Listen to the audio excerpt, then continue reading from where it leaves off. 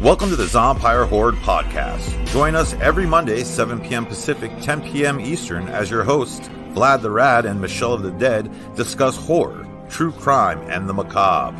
Episodes available on Facebook, YouTube, and Twitch. Join us, won't you? Hello, and welcome back to an all-new Zompire Horde Podcast, where I, your host, Vlad the Rat, and my best friend, Michelle of the Dead, go live weekly, talk about cool horror shit and the macabre stuff. The stuff we like. Tonight we got a very special guest. Michelle, you're good friends with him. Why don't you introduce him?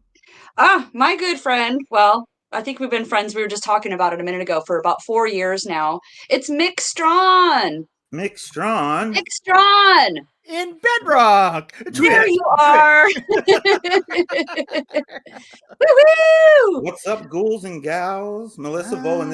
She's our, what is her? Annie what? She's our number one fan. She's our Annie Wilkes. She's our Annie Wilkes. Hello, Melissa. Yeah. How you doing? Yeah, she was a guest on our show, too, before.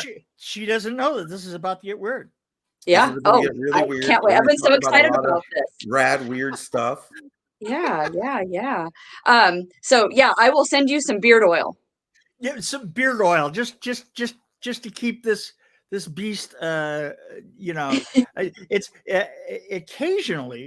occasionally I clean it out and I catch animals.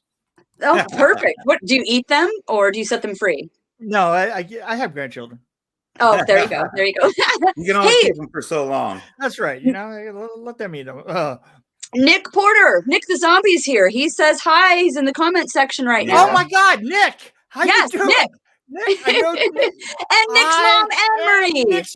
And probably hey guys, his dad as well. We got the whole family. We got the whole family. We've got so Steven should be here anytime. I'm waiting. Steven should log in anytime. Steven! It seems like he's not there. He'll be here. Great segue to talk about family. And the horror family, and you guys knowing each other for vengeance, because soon the next one comes out. Yeah, the premiere is on the 5th of October. So I'll be dressing up. My cockroach metal is proudly displayed. Yes. I didn't work on Vengeance 2, but I do hear that it's just coming out. Yeah, it's coming out. You worked on Vengeance 1. I did.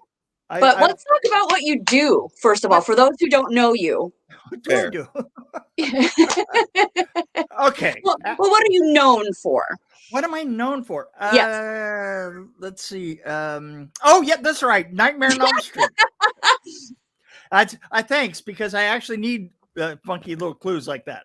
I was the production designer on Nightmare on Elm Street 3 and 4 and the TV series. And I did effects on and I did effects on the 5th one. I did Leatherface, the production design. I built the town for Critters 2. I did all the reshoots for Mortal Kombat, in which I did Scorpion. I came up with the concept and did the sequence Scorpion's Lair. I directed that. Let's see. I want to bring up one of my favorite scenes in almost any movie at all that I'm pretty sure you did. Mm-hmm. It would be from the movie Blade, and it's the sprinkler scene, wasn't it? Didn't you do that? I did. I am well known for having been the guy that engineered and executed that whole sequence. Yeah. Thank you for doing that. All that blood coming down. You know what? The funny thing about it is that there's always comments going on that the most blood that was ever used in a sequence was for Evil Dead's Reign of Blood. Right? Oh yeah. But that's not true. Darkness wasn't. But that's not true, because they say that they used 5,000 gallons of blood, which to me, and I've seen the sequence, that it's hardly it's like watching. It's like when your grandmother used to make Kool-Aid and she made it with half the amount of Kool-Aid that twice the amount of water, right? I did the blood. We used 3,500 gallons.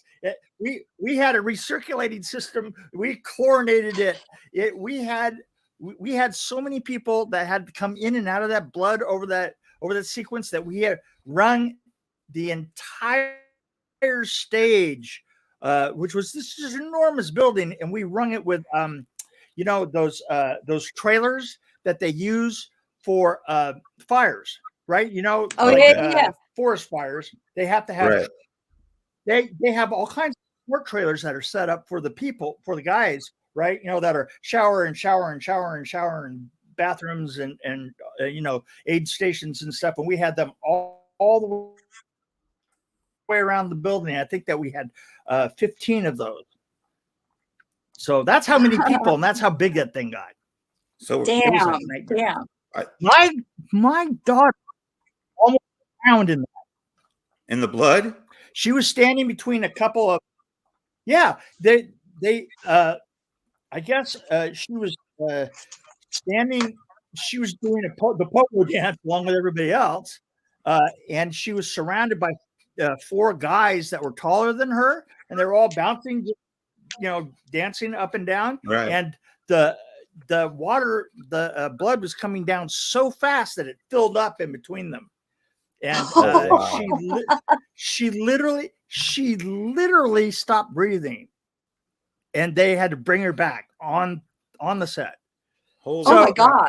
Not only was I really successful at doing, I almost successfully killed my own daughter in the process. Yikes. Yes, I have to say that along with that director, who was the most fucked up human being I have ever met in my life. I can say fucked up, right? Yes, you can say fucked up. You're good. Fuckity fuck. you can say fuck on our show. So talking about him, I could say fuck. Yeah. Sure. Okay. I don't plan on having him on as a guest anytime soon. Guy was such an asshole. So after that, I literally kind of sit down and thought about it, and I actually walked off the show. Oh, because I didn't want to drown anybody else. Right. Yeah. That makes sense. You know how it goes. Yeah. It hit a little close to home, as they say. Just a little. Nothing like your own success coming back to really bite you in the ass. Yeah, exactly. Oh my God. So you said you did work on A Nightmare on Elm Street 3 and 4. What kind of stuff visually did we see from you in those 2 films? Okay. When we started Nightmare on Elm Street 3, the concept that everybody was going with was everybody had to bring something new to the table, because Bob Shea was saying, look, I have a problem.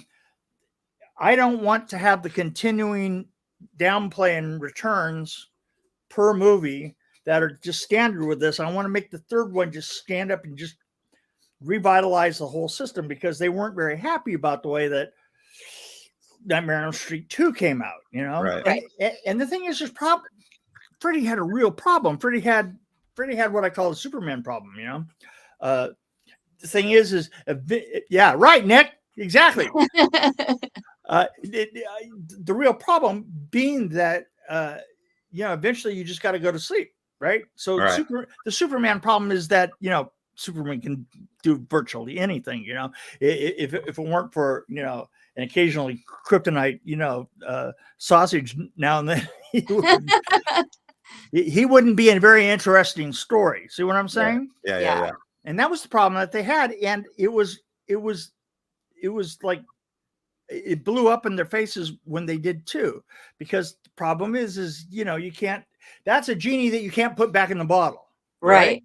Yeah. So it's already there. It's already there, right? It's already out. It literally is what it is. So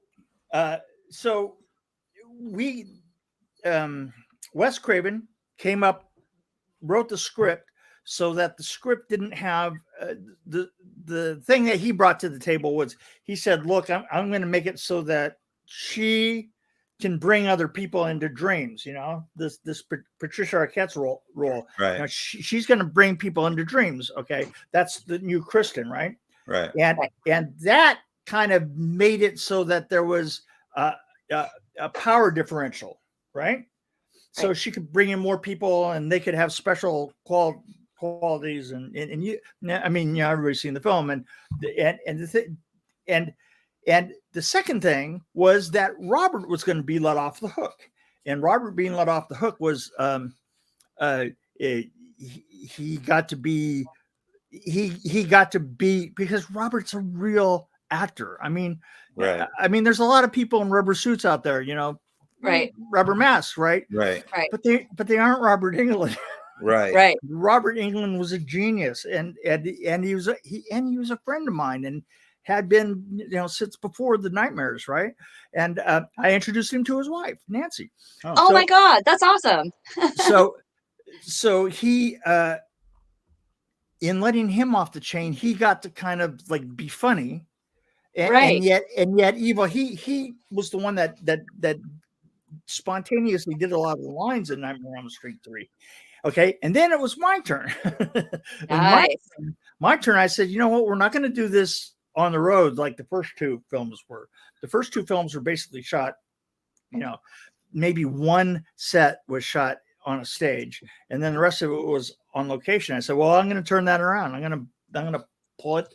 I'm going to pull it onto a stage, and we're going to make Freddy's Hell, and we're going to make this staircase that goes down, goes down to hell, and we're going to make the hallways, and we had, oh my God, we had I think probably almost 50,000 square feet of a stage that was a warehouse right across the street from the county jail.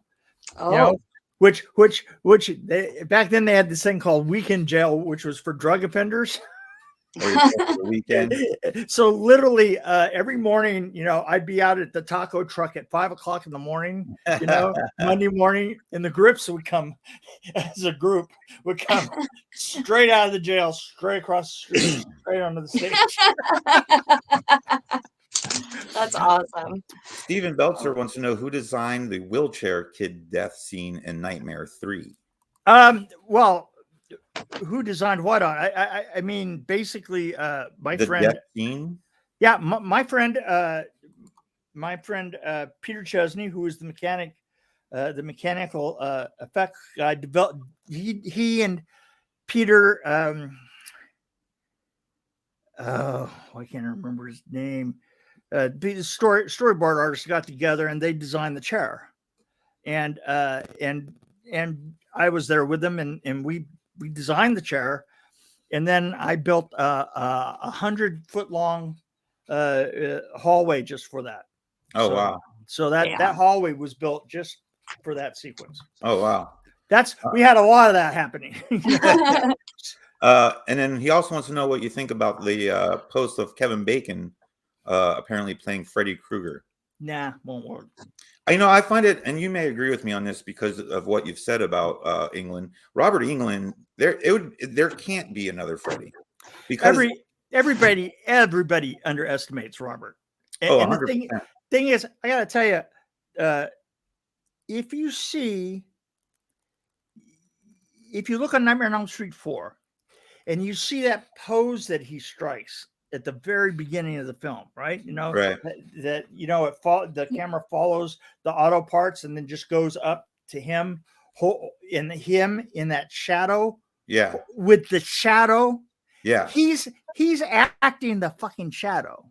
Right. And it's perfect. Right. And it just goes right up his body, and you're like, wow. Yeah. I remember the editor when he got that sequence. And when he got that sequence, and he called me up and he goes, fuck. He's a friend of mine from way back, Michael Canoe, and he called me up and he goes, fuck, dude. He said that isn't, he says, he was telling me this story that he had always thought that he had always wondered why there were so many of these problems, contract disputes with Robert, right? Mm-hmm. Because the beginning of every film was nothing but a conflict, right? Right. And he calls me up after we shot that, because that was the first shot in the film, first shot done right in the film. Oh, okay. And we've been working on that junkyard for 7 weeks before that. And he calls me up and he goes, dude, he says, I got to tell you, I am so wrong. I've always been so wrong about everything that I've said about Robert Englund. He says that shot by itself is just convinces me that he's a genius. Yeah. I'm such a big fan of the Nightmare series. I actually got a portrait of Freddy in black and gray, and then around him is glory rays, but it's the colors of the sweater. And then in cut mark next to it, it says "Welcome to Prime Time, bitch." Because was it a tattoo? Oh yeah, you want to see it? Yes. Oh, I can't. Hold on. Yes, you can. Try harder. Watch, he's gonna fall. He's gonna fall, and you better not. Oh, all right. Woo-woo! Show some leg.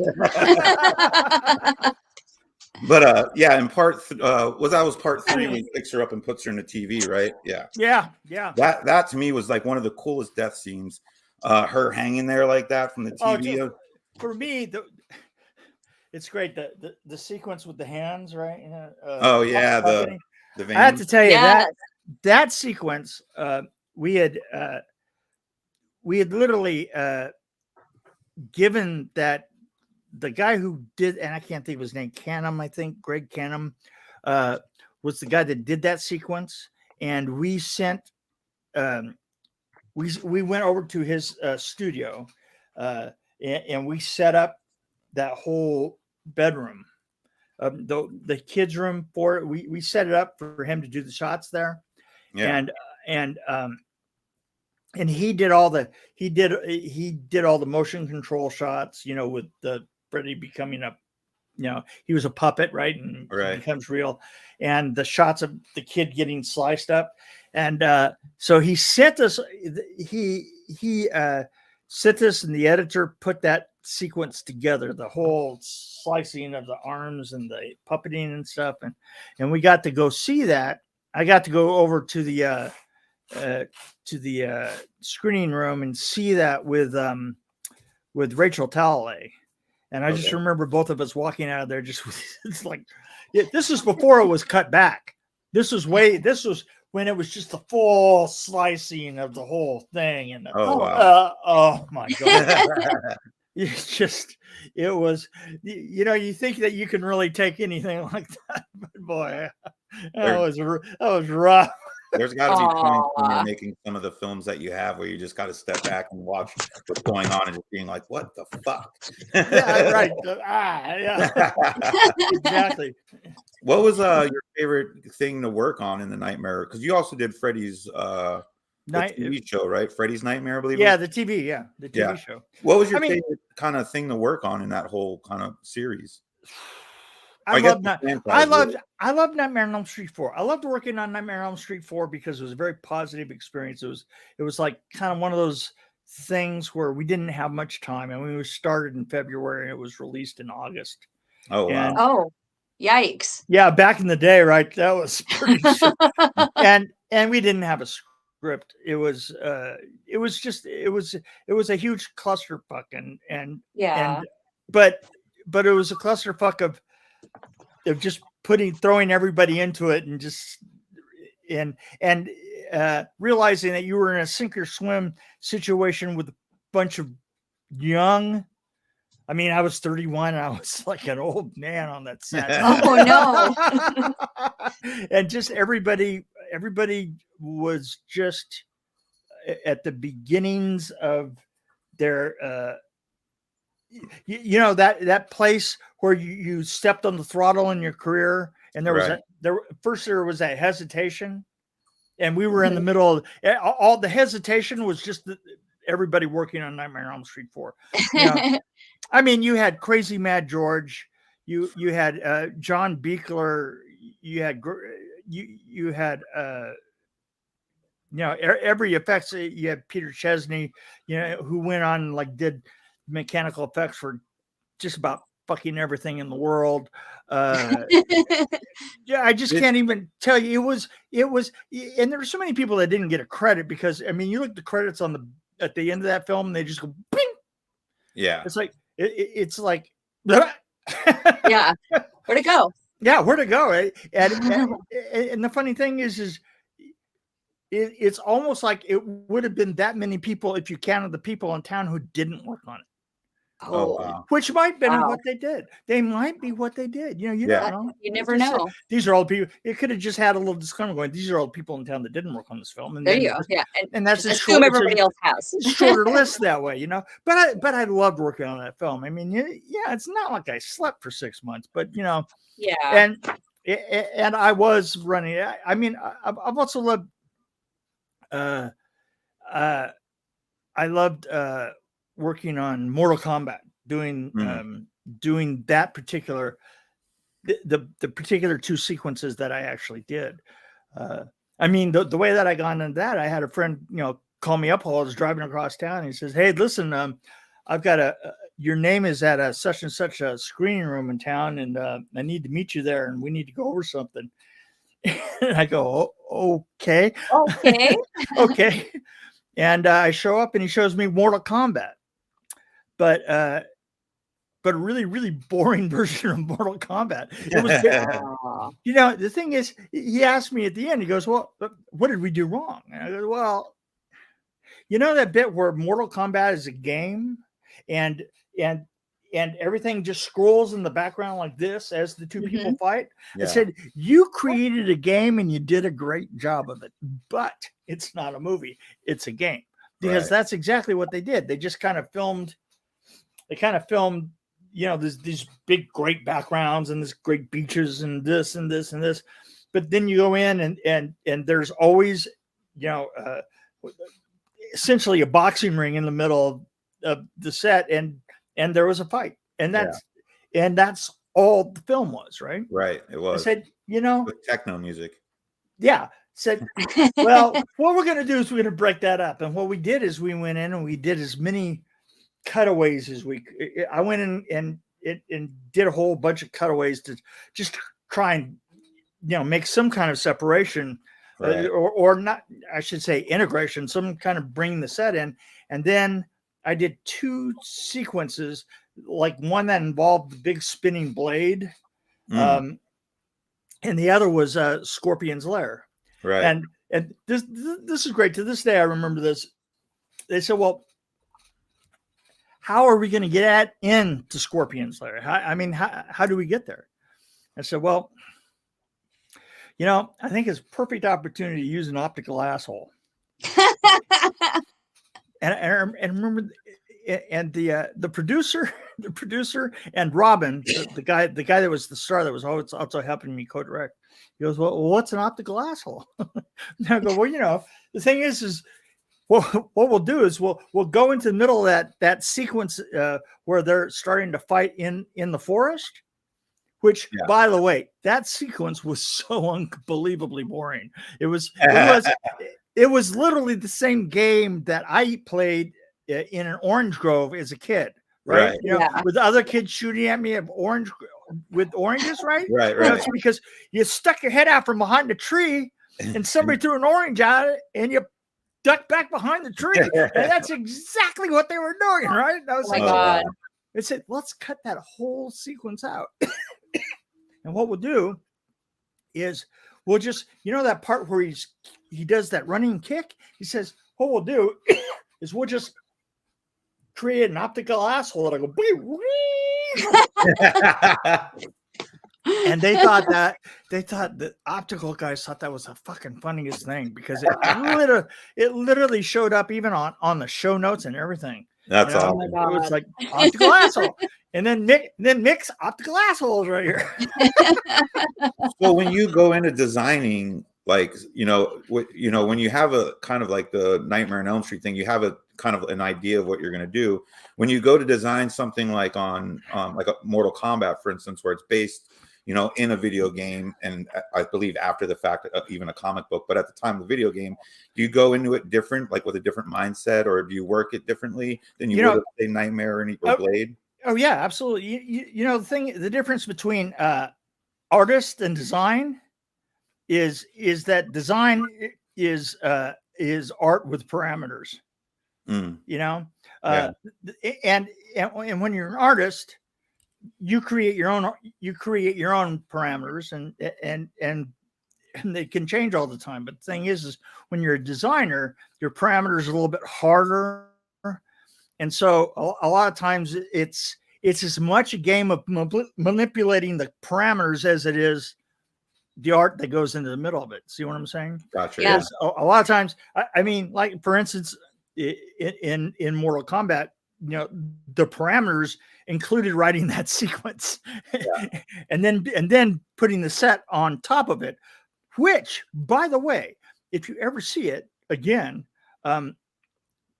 the bodies that are laying in all the bears up in that set, there's 60 bears that it's 100 feet high, it's 100 feet deep, it's 130 feet wide, and there are bears that have bodies laying on them, right?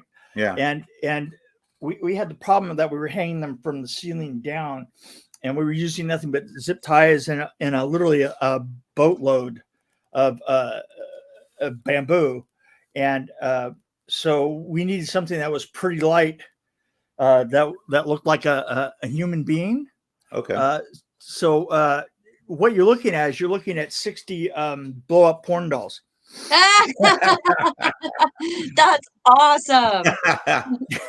so I mean, I was like, it's practical. It's everything, right? It's practical. We're going to wrap them in band-aids, but the funny thing is, if you went to the other side of the set, if you went all the way to the back of the set and you look back this way, you saw a bunch of this.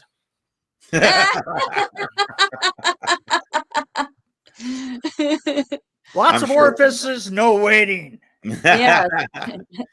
Optical assholes. Were those donated after the movie, or like? I think the grips got them. They took them all home. Gift after wrap. Grips, right? Right? No. Let's put it this way: there was no problem finding a home for them. Oh, I bet they found their home. They found their homes as it was coming down. Oh my God, I bet. I want that one. Yeah, I tell you, it literally took us 2 weeks to get them, because you have to understand there's no internet, there's no like calling up. Oh yeah, that's right. You have to like mail order, call places. No, wait, you send out every damn PA you got, for 2 weeks. You put a couple of PAs on doing nothing but going to every disgusting place in town, and they would buy 2 or 3 everywhere, and it's like. Yeah. And we're not talking about small town porn shops. We're talking about downtown LA. Where they got the arcade booths, and there's a guy that goes through every hour with a mop. That's right. You know what I mean? This isn't your like mom and pop type joint. Mom and pop porn shop? We covered them all. We had to, because you can say that at that time there was probably only 100 in town at any given point. I mean, right. Yeah, it was an interesting thing, Mick, one of the things anyone who knows me will tell you, my favorite franchise of any in horror is the Texas Chainsaw Massacre. Really? And you worked on part 3. I did. Tell me about your experience and what you got to do with my favorite guy on the world, Bubba Sawyer. What you got to do with that film and well, let's see. I'll throw a couple of things that you may or may not know. Did you know that you knew that it was shot in California, right? I did not know that. That's the only one of the chainsaws that was filmed outside of Texas. Filmed outside of Texas. It was filmed behind Magic Mountain in LA. Oh wow.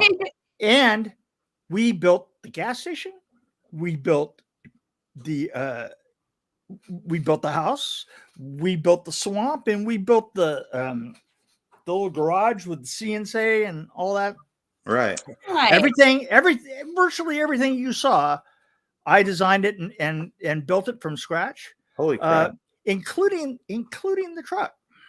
That's really cool. The truck was a nightmare. The truck was so great, because the thing is back then, that was kind of like the nascent beginnings of like, the super trucks of today, right? I mean, right. This is a big deal, right? Well, back then it was just starting, and like the guys wanted to like really fix this truck up, and I was like, no.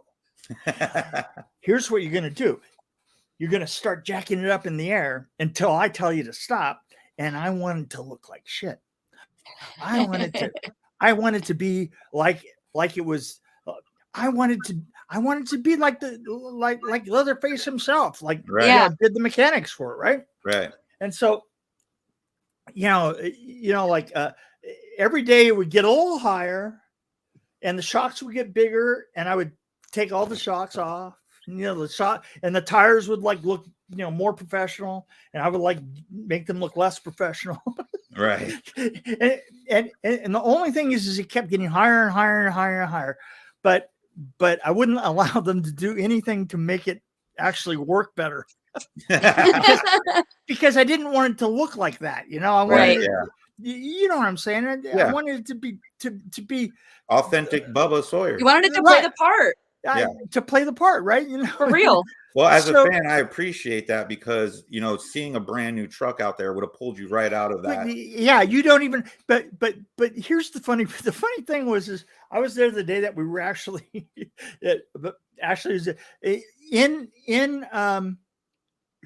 we're doing a shot of the truck running alongside the road with the Mercedes, right? Okay. The shots with the and you see it swerve out like this and then go way out and then come all the way up to within ridiculously close to it and then veer back away like that, right? Right. I mean, that's the scene that's in the film. Well, we shot that. That was the first take of it. Oh, running down that road. Oh wow! And they get, and so the director, Jeff Burr, is sitting. He goes, "Dude, is there any way?" He goes, "Listen, that's great, but I wanted them to like go parallel with each other on the shot. Can you just drive it straight?" The guy goes, "That fucking was straight." Oh. and that's why that thing is doing this. Oh my gosh. Because that was straight. Oh my God. That awesome. The gas station scene in Texas 3 is probably one of my favorite of all the gas station scenes because there's multiple throughout the whole franchise.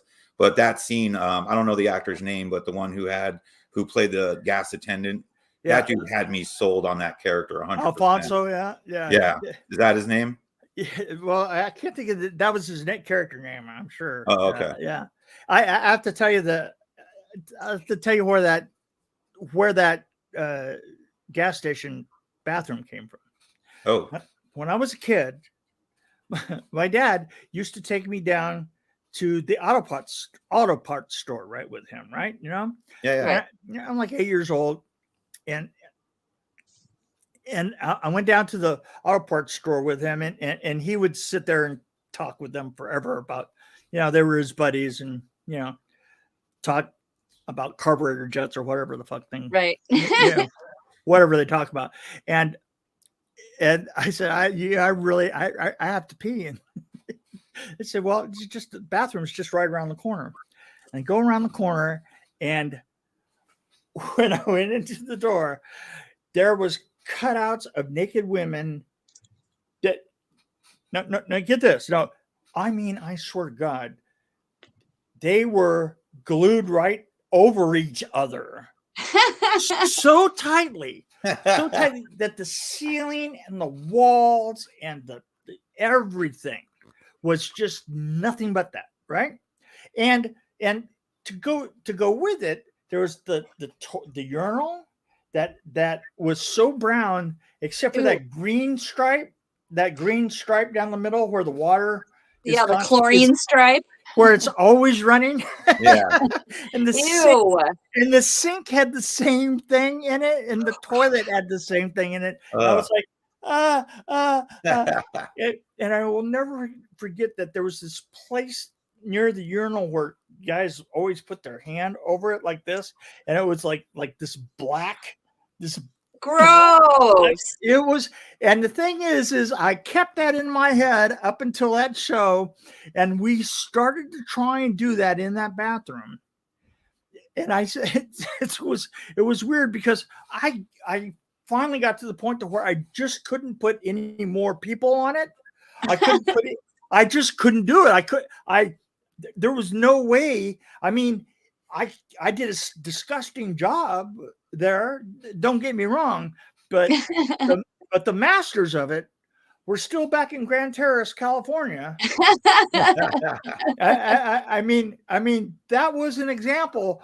And the thing is, you have to think sometimes of like what your labor problems are, right? Right. There's just no way I could put enough people on it to make that happen. I'm going to use this as a little bit of a segue.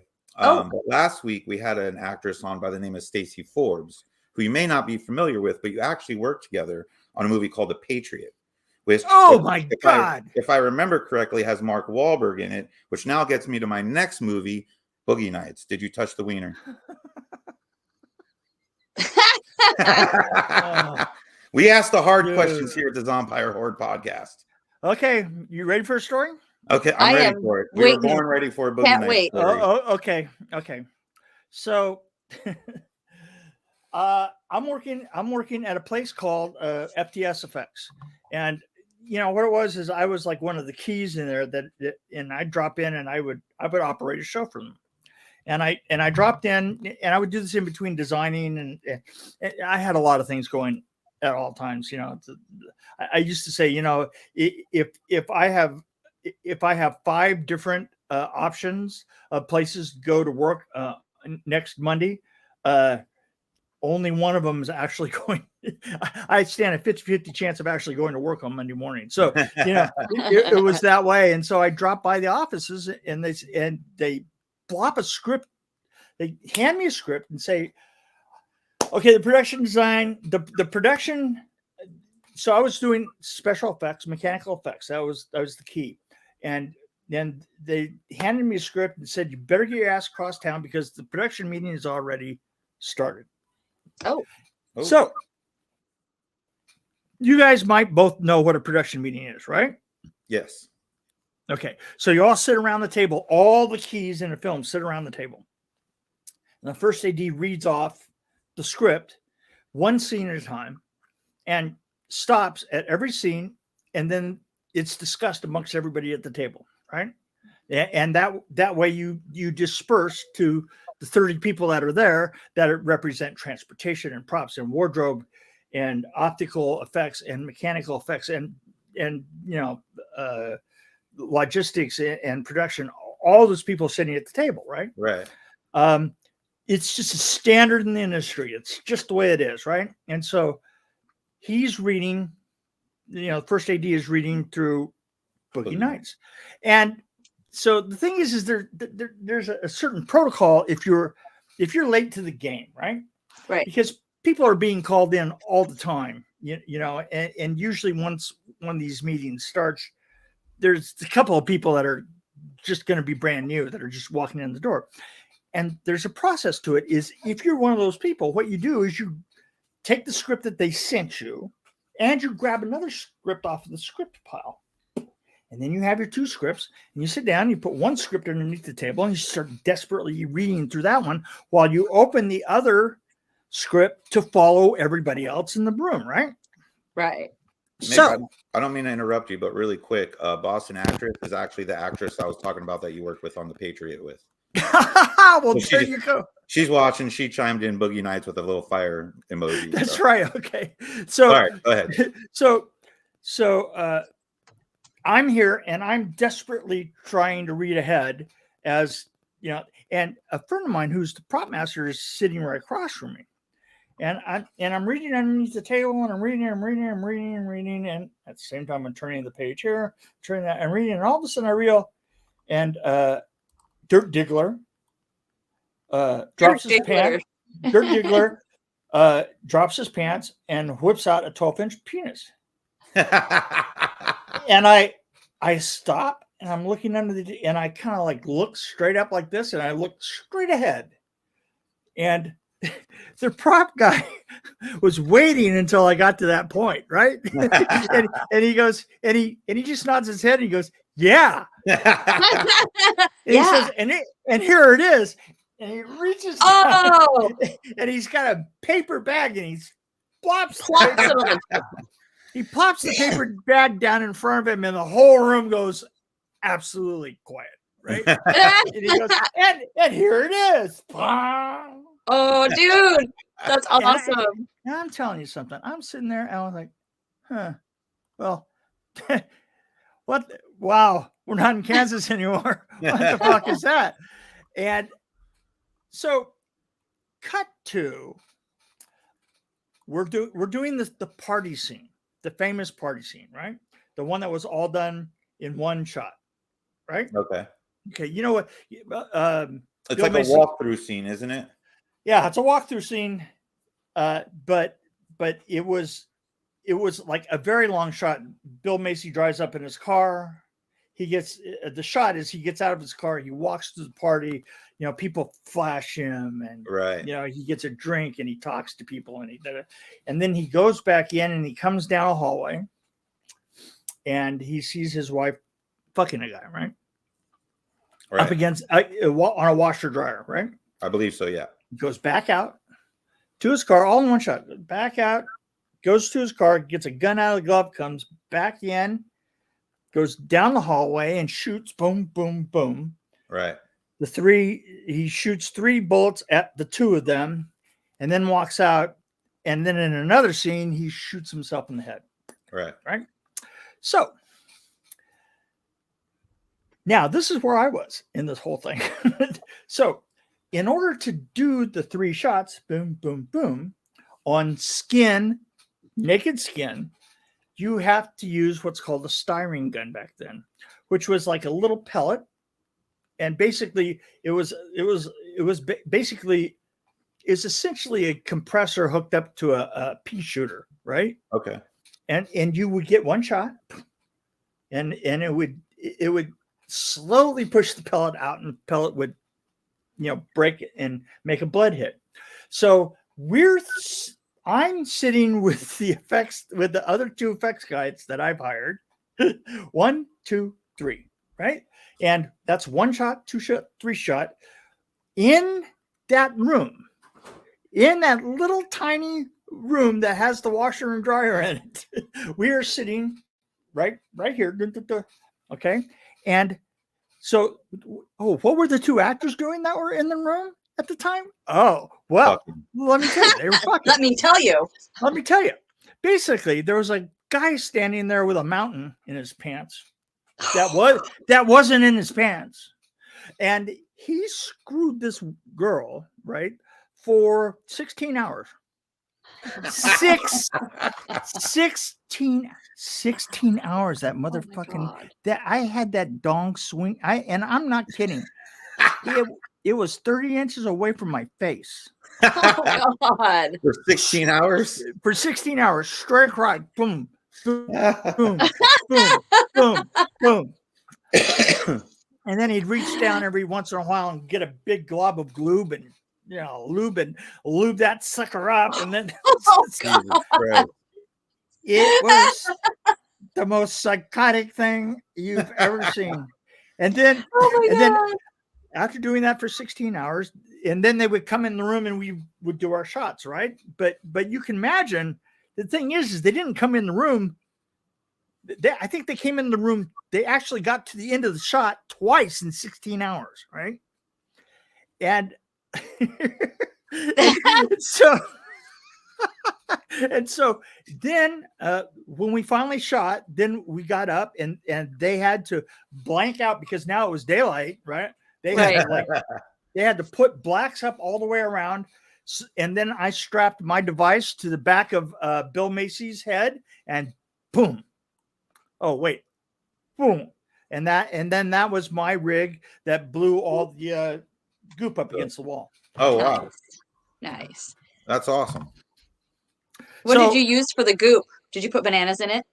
I don't think that it really took that much science because at that point we just filled up. What I had built is I had built a really skinny air mortar that was in the shape of Bill Macy's back so that he could hide it perfectly, and he built it in. and he belted it on, and we just filled it up with, just a general bud, because we knew what we were looking for was just that blast up against the wall. Nice. I got to be honest.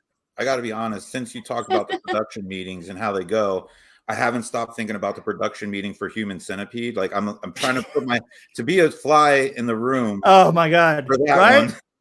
right. Because you don't think of the production meeting and what goes into that. And you have to think of the questions that would have come up in that. Right? Well, I wish I was at that production meeting, because there's so many like medical faux pas happenings, and that I get mad. I'm like, that no, it's like watching Tusk. You can't do that. You can't throw them in the water right after surgery. Why is there not an IV line? Why is there not antibiotics? I mean, shoot. Underrated movie. It's a possibility. Stacey knows too, where she's been in medicine. Yeah, I was going to say it's possible, Michelle, that you're bringing medicine to a knife fight. I know. But anyways, go on. Steven Elster wants to know: do you miss your ducks from the Vengeance Saints? You got to keep your ducks in a row, What ducks? There's a duck story. Yeah, there was a bunch of geese. Oh, there are places that it can be found that there were geese that were making a noise problem. Oh. And we sent our biggest human being out to take care of it, which was Jason, and he was just getting his ass kicked by a goose. That's funny. And I came roaring out, and they got it on film.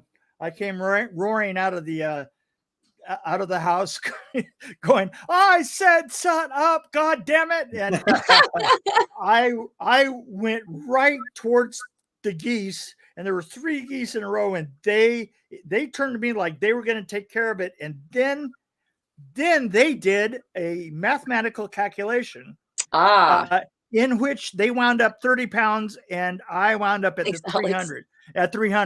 And and I won, and they all threw away. Nice. Well, on the set of Vengeance 2, a possum, full-grown, large-ass female, ran into the guest house. And everybody's like, it was under the tent where everybody was eating, and the doors of the guest house were open, and it made a beeline. We're like, no, and it just went in there, and everybody was freaking out. I was like, okay, let's make a half circle, and we'll gently scooch it and guide it out the door. So that was pretty awesome. I love it when human beings don't realize that they want to use their minds or something else, to deal with the situation. And every once in a while, you just have to turn around and go, God, yeah, have you looked at yourself in the mirror lately? You're about 300 pounds. And a duck's about 20 at the worst. Yeah. Well, those geese, man, they can fuck you up. There's all not as bad as a raccoon. I was going to say not as bad as I can, evidently. That's so funny. Mick, we're going to wrap this up with one. No, not yet. Not yet. We're not wrapping up yet, because Steven has a question and I have a comment. Well, okay. I was going to wrap it up with Steven's last question. Oh, okay. But he wants to know, do you have any stories from? I do. I have a great story. So I built the set for Critters 2. Okay. Literally, that was not it. That was they they lost the town that they were going to shoot in, and they called me up, and they were going to shoot back east somewhere, and they had an early snow, right? And so they called me up and said, "Hey, man, you're like the guy that creates miracles. We need a town in 4 weeks. What you got?" And so okay. So I said, okay. And I built that town. But the funny thing about it is I had a friend who was doing special effects, and he was doing the explosions on it. Right. Mm. And one of the explosions was where they were blowing up the place where all the critters had taken over in the meat packing plant. Right. So we're going to do a big explosion. And so I can't, I wish I could remember his name, but he had a name and everything. But we did the rigging for it, and we led all the wires back to the printing press, that printing press, right? Right. And so there's a couple of chairs, and we're sitting there and we're talking back and forth, and he's got all the wires come in like this, this big bundle of wires there, and over here he's got his battery and his switch box, right? And so on the radio it comes up, okay, we're ready to go. And he's talking to me, and he's telling me a story or something, and he picks up the radio and says, "We're ready to go in here." Okay, and so comes through, and I can hear on the radio. He hasn't touched anything, right? And so he's telling me the story. And he goes on and on and on. I don't remember the story, but because I was getting a little, well, when are we going to like do it? And so I hear it come through on the radio that they're rolling on camera 1, rolling on camera 2, rolling on camera 3, rolling on camera 4. Action! And he looks at me. His name is Marty Breslin. And Marty looks at me. He goes, Excuse me a minute here. Picks up the radio and he goes, "Okay, we have a misfire here. Misfire." He goes, and he goes, "Excuse me for a minute. I gotta go deal with this." He just stands up and he goes out and he's picking up the wire every once in a while. He's shaking it, and, doing high theater, right? Yeah. And he follows it all the way out there, and there's a lot of.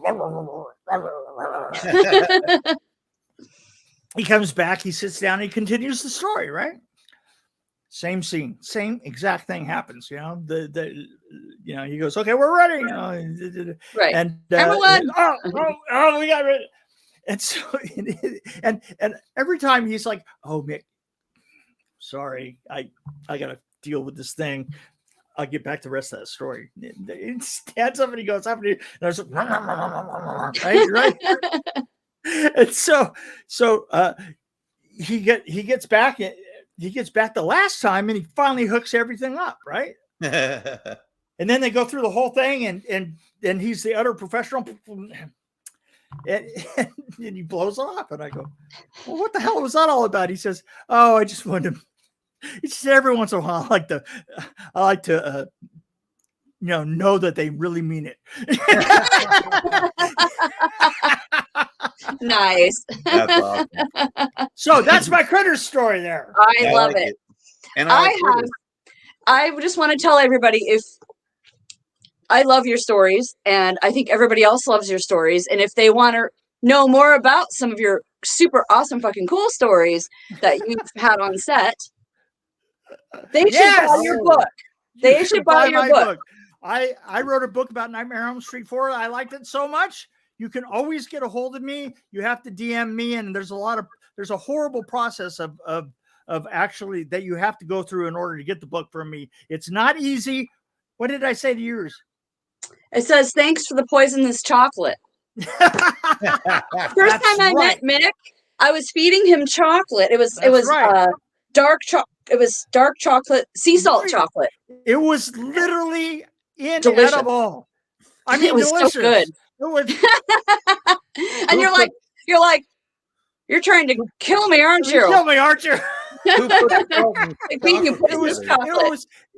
It literally sucked the living soul out of me. Because it was salted chocolate, dark, bitter. Yep. Bitter. It was so good. It was so good. I ate so much of that. And it was pouring down rain, and you were in your flip-flops. Oh, that's right. I was out there in my flip-flops. It's like, don't you wear shoes? And you're just like, It's like one of my favorite things about you. You're just so funny. I'm so glad that you came on our show today. Thank you so much. Oh yeah, this has been a blast. I want you to come back again because I don't think an hour. Yeah, an hour's not enough. So, do you have anything in the works right now that you want to tell anybody about? I'm gonna be directing a film called The House in the Pines. Okay. I've got a show coming out that I production designed and executive produced in Canada. Oh,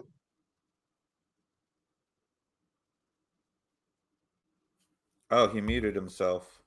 Or did I you mute him? muted yourself. You muted yourself. You have to unmute yourself. I think he's trying to figure it out. There you are. There you are. Yeah, Sorry so about that. I filmed the games children play that I did up in Canada. Nice. And let's see, I do cons every once in a while, and we're gonna have to have you back at Crypticon. Yeah, and let's see, I work on my house all the time, and do you want to come and help work on mine? No, I don't want to be working on my house either. We're painting the kitchen right now. I'm really excited for whatever you did in Canada because I've been watching a ton of Canadian movies lately. They're the bomb. Yeah, Canadians are such nice people. With that, but it's got Rutger Hauer in it. Oh, and, really? Yeah, and it's just phenomenal. Like if you like gory, but it's no, he hates gory. Mick hates gory. Mick, don't hate gory. Here's the really funny thing is the reason that I love horror films is I love the challenge of them. I love the mechanics. Yeah. I love I understand the beats and the whole thing. I'm not 100%. I mean, my favorite things are probably horror comedy, but it's funny, it's like this. It's like, oh, I don't want to do another horror film. And then you show it to me and I go, well, the way you do that. I mean, yeah. And I'm in, and I'm totally in every damn time. You're like, damn it, what have I done?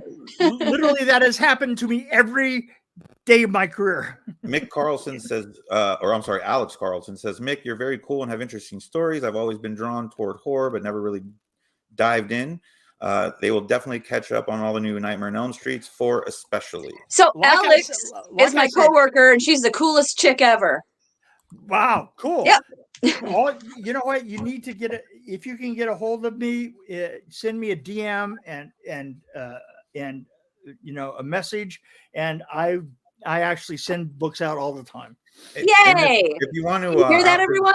After this, send me if there's a link for a website you can send me. I can add it to the video and then also promote it on our pages. Yeah, I'm not that kind of guy. Just message me and I'll send it to you. I didn't say it was going to be easy. Yeah, you got to make it fun. That's how I bought it from you. I think I Venmo'd you the money. Sitting at the table next to you. Yeah, literally. I have to tell you that I haven't made it easy, and still somehow or other I've sold 1,000 of them. So I love it. It sells itself. It is such a fun read. It really is a fun read. Once you get sucked in, you're like, it's very much my personality too. Yeah, I love it too. And like the artwork on some of these things. It looks like the film. That was important to me, to make it look like the film. Your artist is one of my Facebook friends. Barry. Barry, Barry Lee Kusik. Yeah, Barry's insane. Yeah, so he's insane. I mean, honestly, it's insane. So so I thought it was pretty cool. Shout out to Barry. Shout out, Barry. Hopefully he's watching. I gotta ask you, since you are such a legend in the horror community, and my favorite genre is horror comedy. Give me your top 3 horror comedies people need to go watch right now. And it can be from any era, any time. Dave Made a Maze, which is absolutely hilarious. The Santa Clarita Diet, which is hilarious, and What We Do in the Shadows. Yeah. Oh, that's so great. Yeah, What We Do in the Shadows. Yeah, but if you haven't seen Dave Made a Maze, I have to say, you have to see a film called Dave Made a Maze. It is hilarious. It is a horror film. It's the only horror film that I know of that actually uses Muppets in the middle of it, where the people turn into Muppets in the middle of it and then turn back, and it doesn't miss a beat. That's amazing. Right. I'm gonna have to watch that tonight. I'll have to check that out. Yes, that's awesome. That's awesome. Any parting words? Any words of wisdom for our listeners out there before we let you go? just do it, but have a fire extinguisher standing by. Those are words to live by. Fair enough. Sure. Safety always first, right? Safety first. Safety third. That's right. It's been an absolute pleasure, man. We really appreciate you coming on. Thank you so much. That's so good to see you, Michelle. God, It's good to meet I wish I you. could just hug you right now. Yeah. Poor family.